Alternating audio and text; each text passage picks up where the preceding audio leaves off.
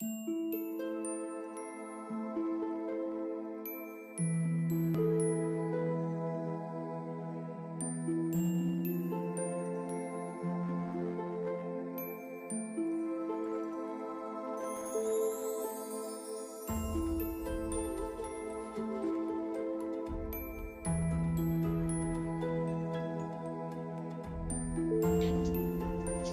गुरुदेव।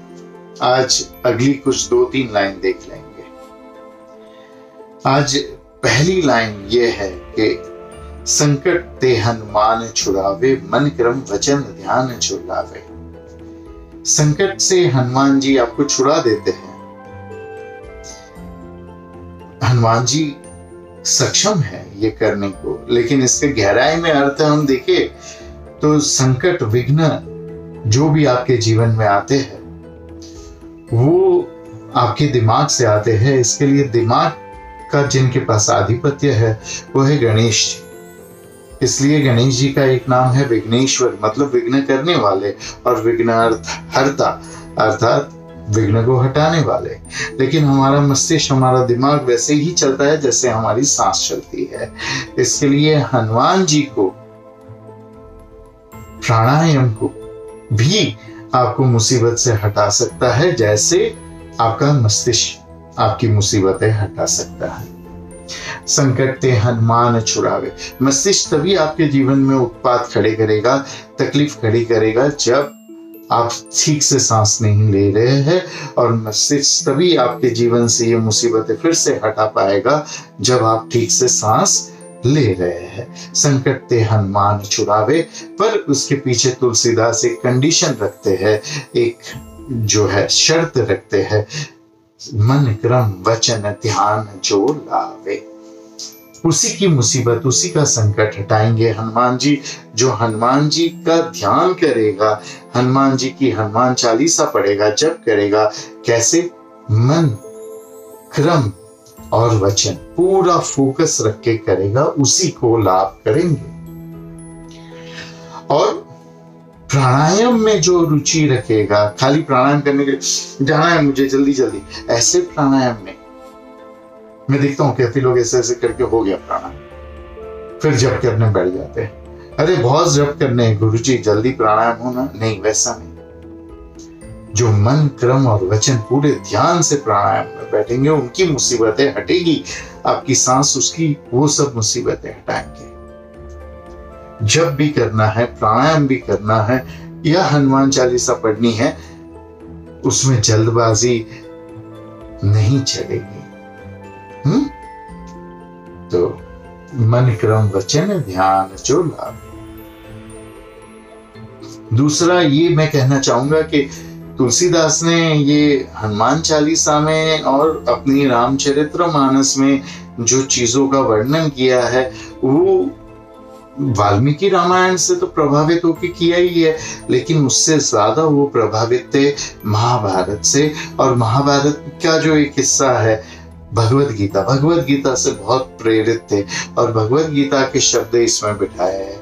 भगवत गीता में भगवान कृष्ण कहते हैं कि मनश्री एकम वचश्री एकम कर्मश्री एकम अथ आत्मानम मन द्वितीयम वच द्वितीयम कर्म द्वितीयम अथ दुरात्मानम। जो मन कर्म और वाणी से एक है वो महात्मा है, और जो मन में कुछ और सोच रहा है, बता कुछ और रहा है, कर कुछ तीसरा कर रहा है, वो व्यक्ति दुरात्मा है।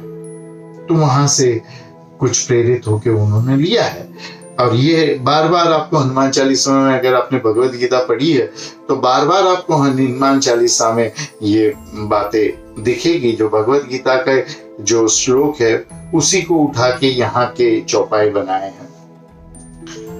इसके बाद में अगली लाइन कहती है, सब पर राम तपस्वी राजा, तिनके काज सकल तुम साजा, और मनोरथ जो कई लावे, सोई अमिट जीवन फल पावे।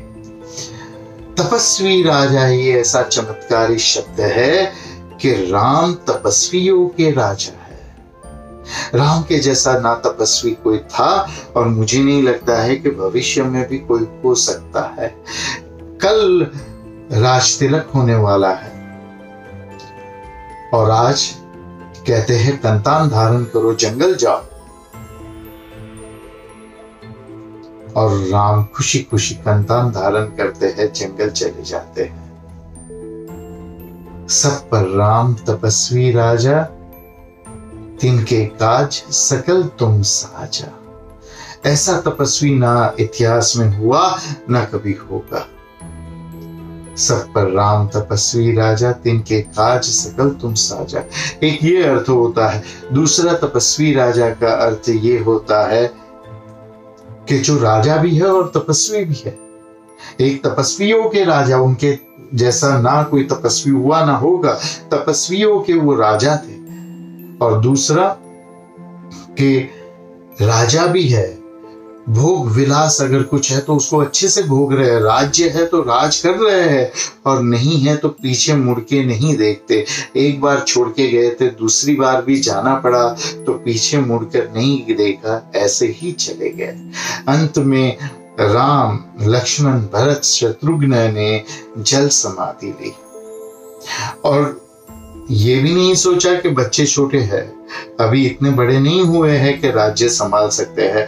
हनुमान जी को राज्य सौंप दिया कि बच्चे बड़े हो जाएंगे तो उनको अपने हिसाब से आप दे देना, चिंता नहीं कि राज्य का क्या होगा, राम राज्य में लेकर आया हूं उसका क्या होगा। पता था विष्णु के अवतार थे, मुगल अटैक करेंगे, पूरा राज्य नष्ट हो जाएगा, राम राज्य का अंत आ जाएगा, लेकिन पीछे मुड़ के नहीं देखा। सरयू नदी में नीचे उतर गए, जल समाधि ले ली। हनुमान जी को राज सौंप कर सब पर राम तपस्वी राजा, ऐसा तपस्वी ना हुआ ना कभी होगा। जो भोग विलास था सब भोगे। अब विश्वामित्र ने रचना की है राम रक्षा स्तोत्र की।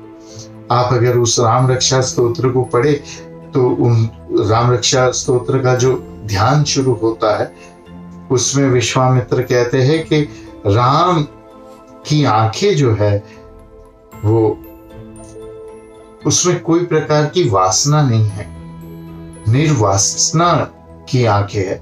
लेकिन निर्वासना का अर्थ निरस हो जाए तो रस ही नहीं है।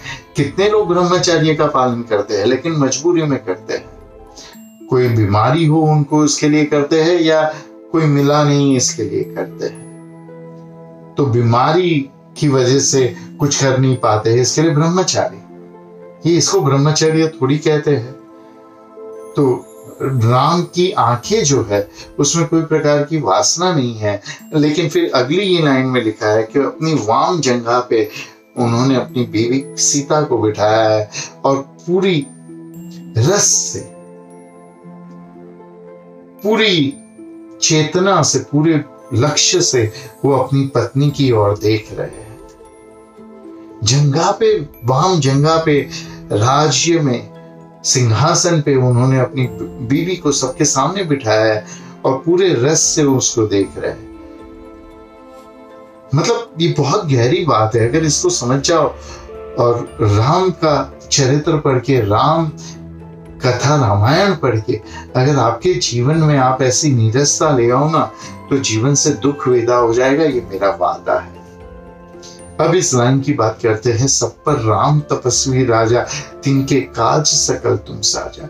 राम जैसा कोई नहीं, इसके लिए कहा है कि राम सबके ऊपर है, उनके जैसा कोई तपस्वी राजा नहीं है, इसीलिए राम सबसे ऊपर है। और दूसरी बात यह है कि राम आत्मा है, आत्मा से ऊपर कोई भी नहीं है, क्योंकि आत्मा ही परमात्मा है।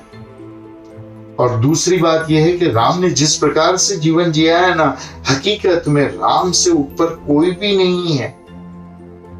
सब पर राम तपस्वी राजा, तिनके काज सकल तुम साजा। उनके सारे काम आपने सरल कर दिए। तो और मनोरथ जो कई लावे, सोई अमित जीवन फल पावे। तो हमारे तो इतने इतने से काम है, उनके जो सबसे ऊपर है राम, उनकी मुसीबतें कितनी बड़ी होगी वो आपने सुलझा दी, वो आपने सल्टा दी। तो हमारी तो कोई औकात ही नहीं, हमारी औकात इतनी, हमारे काम इतने, हमारी मुसीबत इतनी।